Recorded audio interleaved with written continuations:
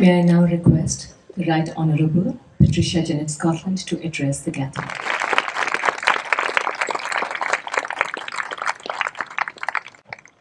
Yogi, respected Sadhguru, Sri Shrimla, Your Excellencies,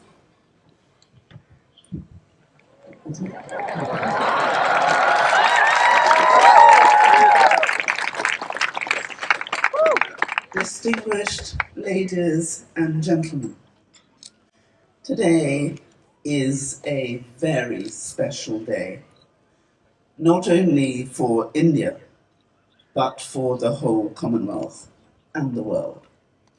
For what happens in India affects not just the Commonwealth, but the entire world.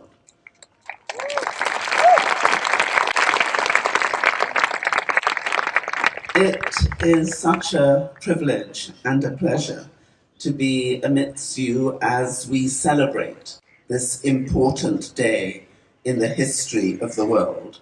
And I really want to thank you for allowing me to be with you as you celebrate this 75th year.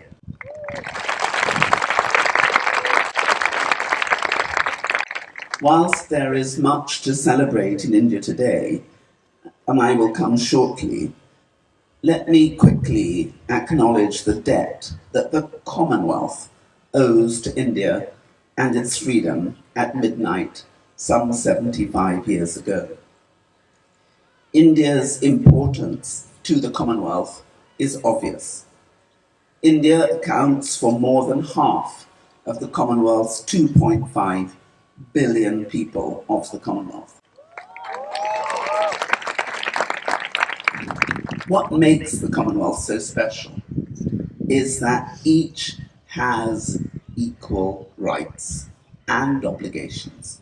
And beyond all practical advantages in trade, common law, and connectivity, we are bound above all, by values. These values, similar to those of India's, for peace and democracy, of justice, inclusion, and sustainable development, are the foundation for thriving, prosperous, and vibrant societies. The culture of this great land of India goes back thousands of years, and India has been on a long journey. Your religion is often referred to as a tradition or a way of life that is continuous, with no beginning and no end. It has come to Sadhguru and this ashram to learn more about your traditions. And I have been touched by the peace, by the harmony, by the generosity, and I suppose most of all, by the love that is felt in this place. Every time I come to India, it is a learning experience, and this trip is no exception. Because we, as a community across the world, as humanity, now face a new challenge, a greater challenge, which is that of climate change. And here too, the Commonwealth and the world looks for India's leadership. And leadership is here. Save Soil is here.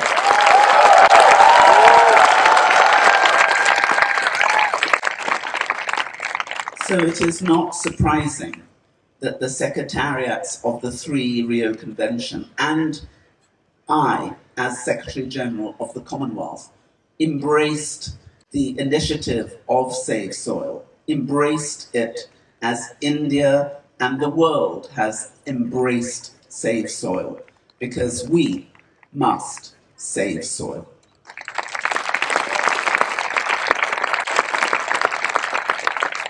So I want to thank all of you, but particularly thank Sadhguru for his energy, his vitality,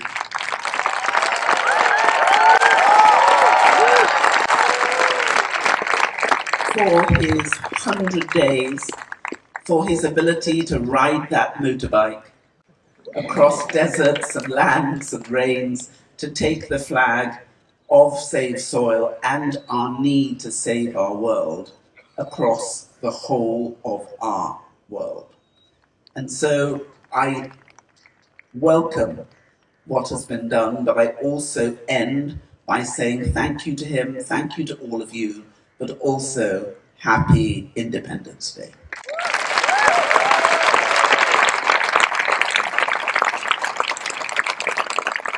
Vanakkam, Namaskaram, Namaste. Friends, on the occasion of the 75th glorious anniversary of our independence, let me extend to all of our compatriots and all who are present here today my warmest greetings. Today is a very special day in the history of India, and I want to thank Sri Sadhguru Ji for inviting me to join him at the Isha Foundation at the Har Ghar Tiranga campaign today.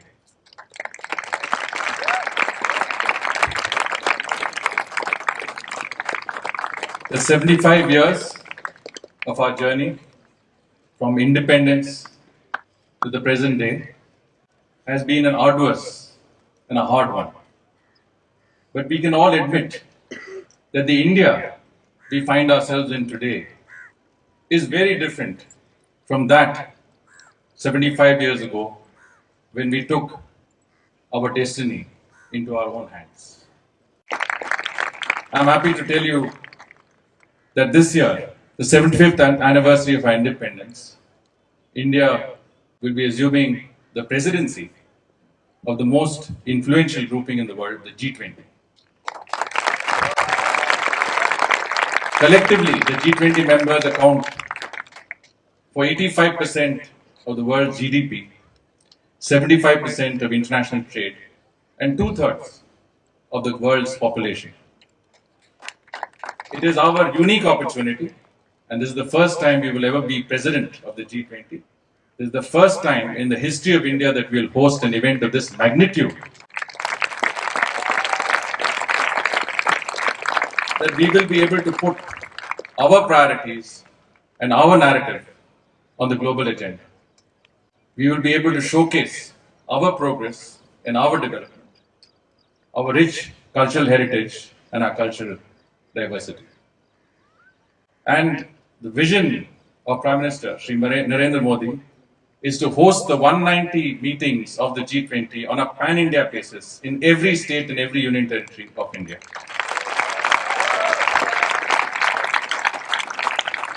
And you will be very happy to know that one of these venues where we will host an important G20 meeting will be none other than the Isha Foundation.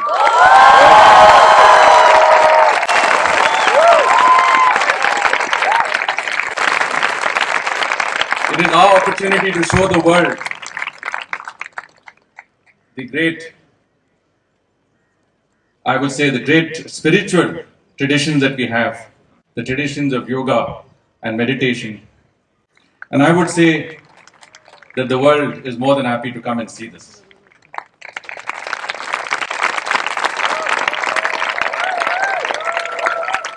When I was finishing my term in the United States, I hosted a farewell reception and I had received a surprise visitor, none other than the august presence of Sadhguruji. And I can tell you that was the high point and the culmination of my ambassadorship in the United States. Thank you, Sadhguruji, for giving me that honor. And today, if our ancient traditions of spirituality, of yoga and meditation are not only being contextualized and articulated in our own country, reintroducing our spirituality to our own countrymen, but to millions of people all over the world, we have Sadhguruji to thank for that. But more importantly, as the Secretary General pointed out, he has taken on the most significant challenges that face not only us as Indians, but humanity as a whole.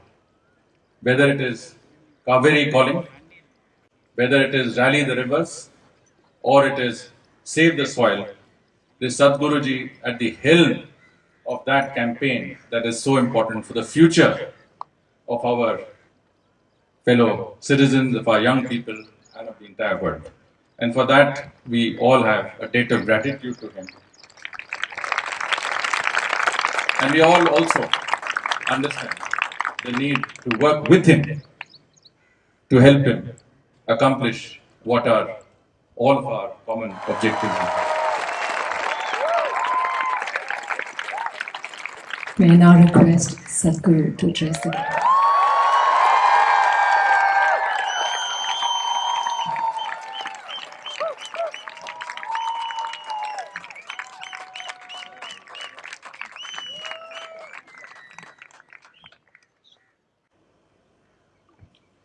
Namaskar. Hello, Vanakkam.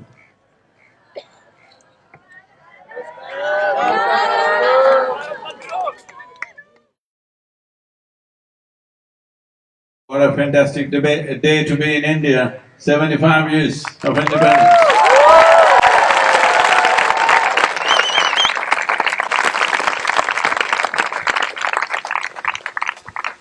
Well, India is a mixed bag in many ways, but quickly transforming itself into not only a prosperous nation, but also bringing back the wisdom and strength, the cultural strength of this nation, which has endured us for thousands of years, because this is a nation that always has been a beacon for anybody who looked for consciousness, for inner well-being, for understanding the deeper dimensions of our existence here on this planet. In this sense, India is the direction that the world will move in the next decade for sure. Because right now, this is not today's thing, for thousands of years, whenever men were troubled in different parts of the known world of that time, they naturally moved towards India. It's always been so. It's once again important that we create that possibility because this is our USP, that is the inner well-being. So this is very important because today, as societies evolve into higher and higher levels of economic well-being, comfort, convenience, technologies, every kind of possible conveniences that people can imagine or could not have imagined are available today, but mental health pandemics are rising. Mental health issues are rising across the planet in such a way that it is no more an individual experience, it's become a societal experience.